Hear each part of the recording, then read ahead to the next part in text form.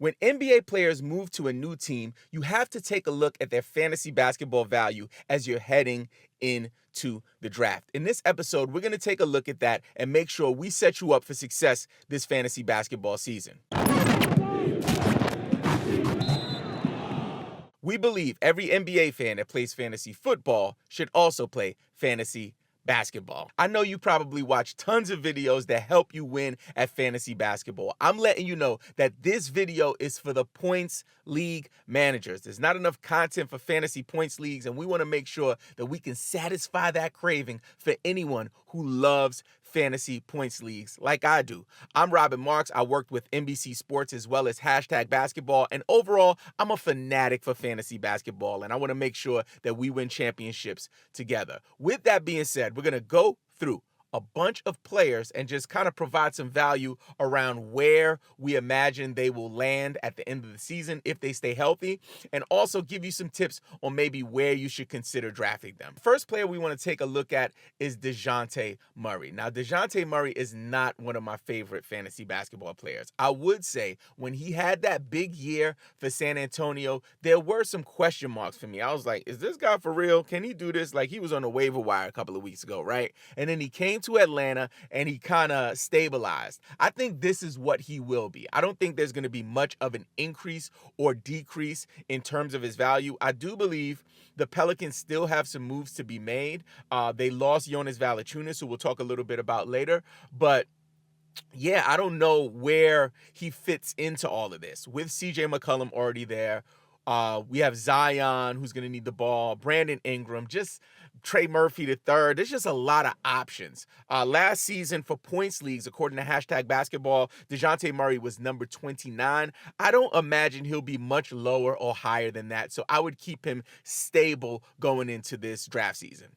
BetOnline is your number one source for all your sports betting needs this season, from baseball, golf, soccer, right to all the top fights in UFC, MMA, and boxing.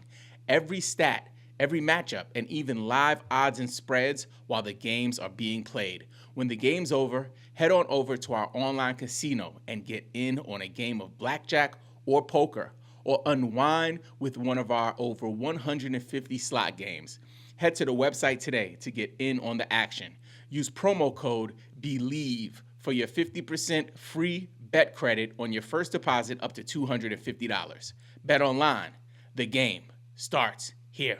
The next player we want to take a look at is DeMar DeRozan. DeMar DeRozan, like, people waited right until the end, or the Bulls and the Kings waited right until the end to make that deal. We were like on the edge of our seat. Drake and Kendrick Lamar had went like 7 rounds in their rap battle. I don't know if you guys saw the Not Like Us video with DeMar DeRozan. Yo, he looks wild gully, my guy. He's in the video like, dun, dun, dun, dun. Listen, y'all don't know, like, DeMar DeRozan is from Compton, for real, Compton. Like, I've seen him, like, hit a jump shot and say something about his gang affiliation. So I ain't trying to, like, go there. I don't want any issues with this video. But in terms of his fantasy production, last season, DeMar DeRozan was ranked 30 according to Hashtag Fantasy Basketball for points leagues. Again, just like with DeJounte, I think that DeMar will be pretty stable. If anything, we might see a slight decrease in his value because he's never really played with guys as good as Fox and Sabonis. At least I don't even think ever. When he was in Toronto, that wasn't a thing. When he was in San Antonio, he was the main guy. And in Chicago, one could argue that he was the main guy.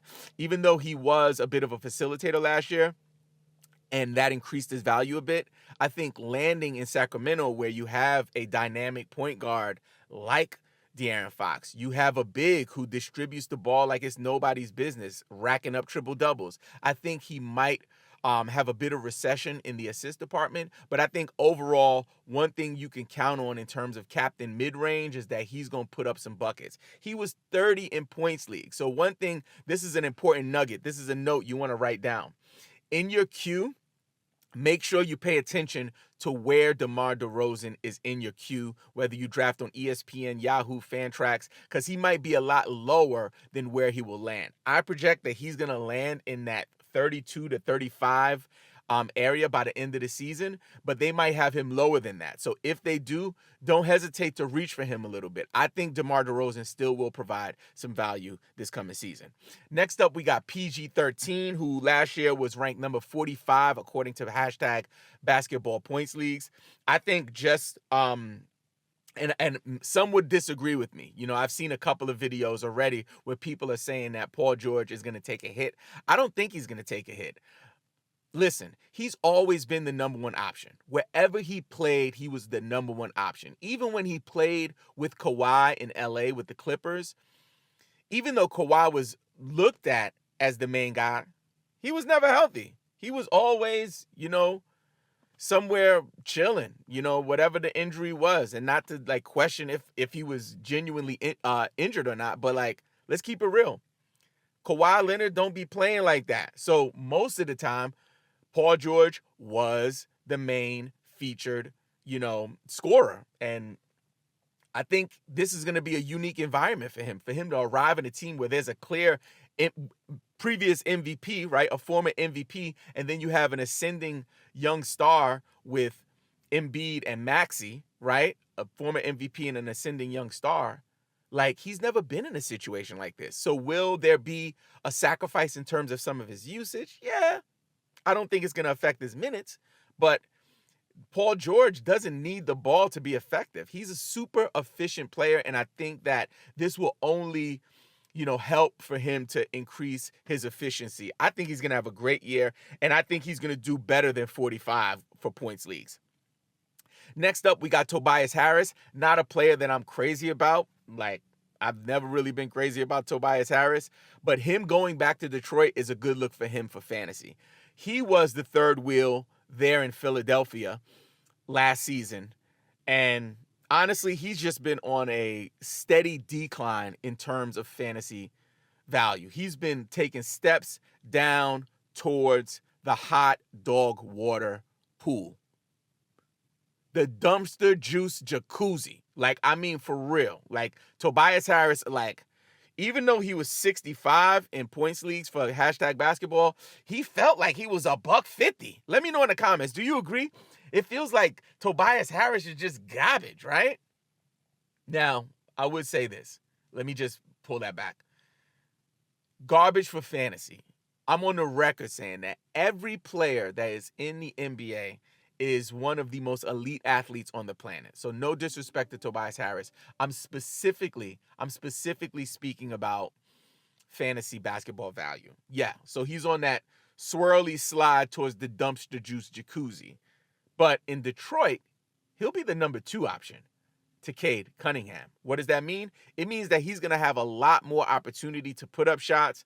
He's going to be way more involved in the offense, and they're going to actually lean on him for his veteran leadership on the floor, I imagine. So I think this is a great opportunity for him for fantasy. I look for Harris to do higher and do better than 65. So I would, again, take a look at him in your fantasy drafts.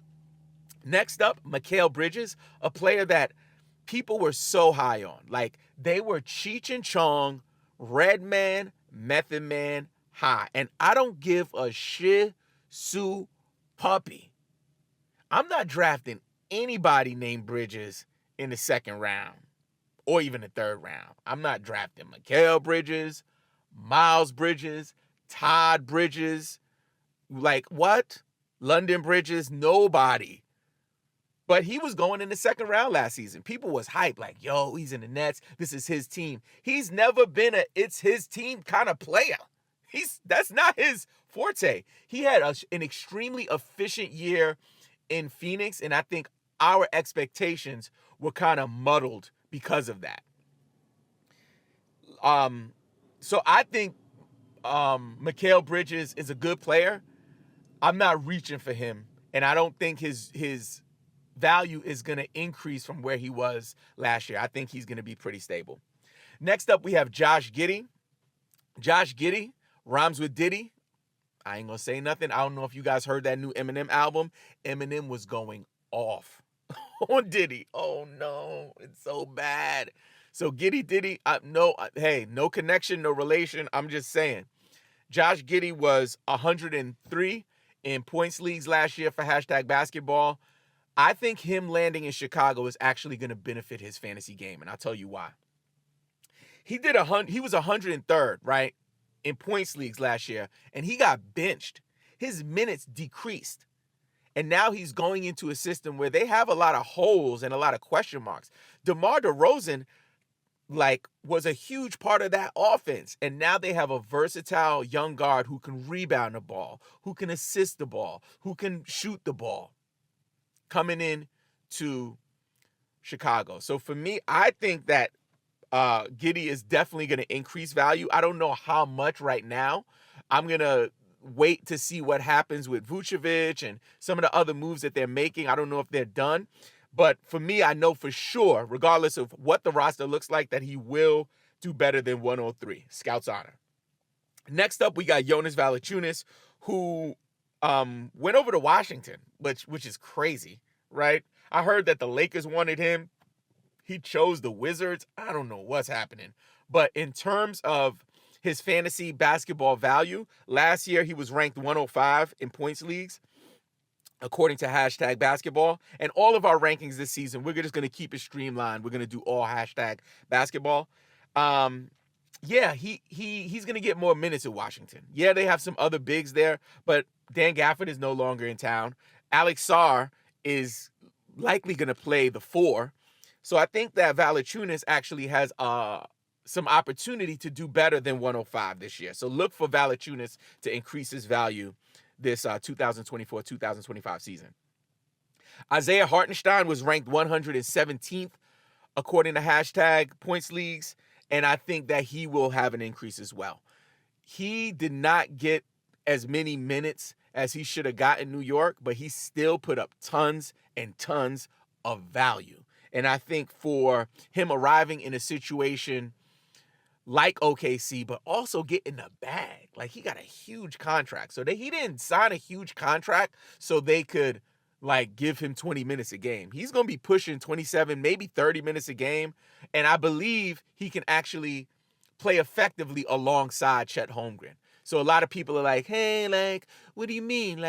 He can't go there because if he goes there, he's going to have to come off the bench to Chet. Chet is the center there. Nah, my guy. Chet is wild versatile. Ooh, I rhymed. Chet is wild versatile. So I think that a player like Hartenstein playing alongside him could actually benefit Chet and free him up to do some other things. I think they might alternate between 5 and 4, but I think there will be moments that they actually play alongside. I hope they test out starting them together, but we shall see. The Twin Towers in basketball is a thing again with Rudy Gobert and Karl-Anthony Towns, so let's see how it goes in OKC. And just before we finish up, I want to talk about some old-timers. I got to talk about Clay, and I got to talk about CP3. CP3 sounds better. So Clay, I am out on Clay. Clay was 119th last year. The writing is on the wall. I saw a video on the internet of Klay Thompson getting cooked by a random kid at a LA Fitness gym. Where they do that at?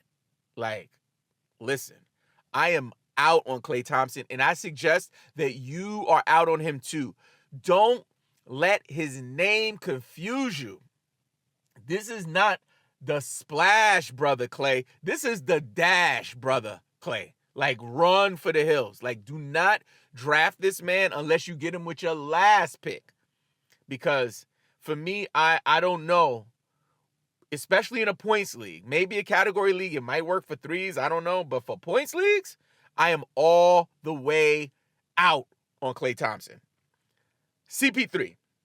Now, I am not out on CP3. I always have hope. Now, I get it. He is older than me. No, he's not. He's not older than me. Actually, I'm older than him. But for basketball years, dog years, he is older than, he's older than dirt. Lord forgive me. I was thinking of a better word to say, but I said dirt.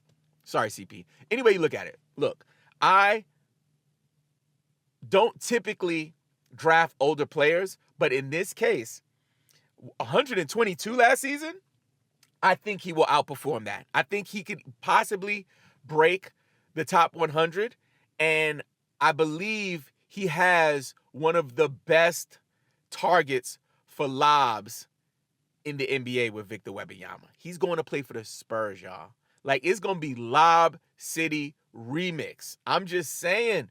So get in on CP3, because if he stays healthy, which he doesn't typically stay healthy, but if he stays healthy, I could see him potentially creeping up to getting some double-digit assists. With that being said, if you want to check out more fantasy, check this video right here. I'm sure it will help you win your draft.